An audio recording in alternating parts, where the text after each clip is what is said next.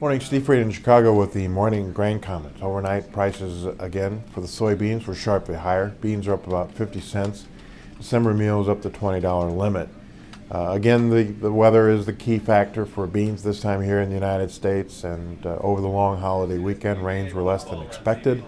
And the forecast for this week is very little rain. The next chance for the dry areas of the Midwest to get a rain is September 9th.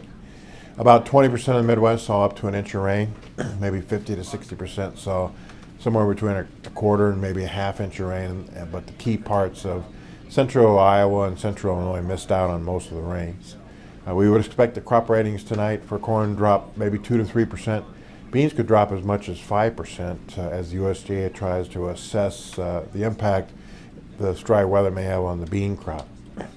We have this big island, technically, above the bean market. We're close to the recent contract highs. We'll see if the funds want to push the market through those contract highs and push the prices higher to reflect this tighter U.S.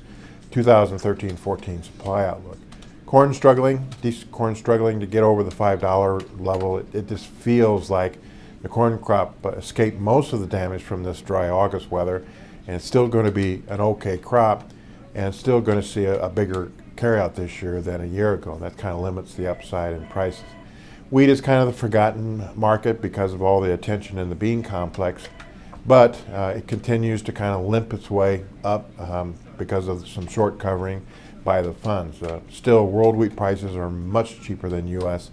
The world has plenty of wheat, and so wheat will continue to be a follower in this marketplace. Outside markets are up. It's the new month. There might be some new buying in.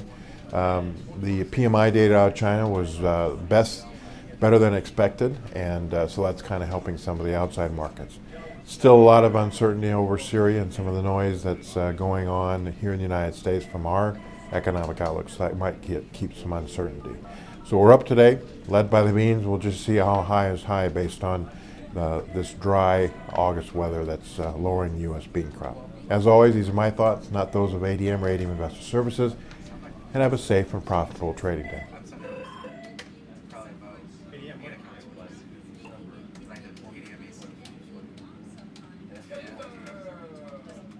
But whoever gets it. So 47433.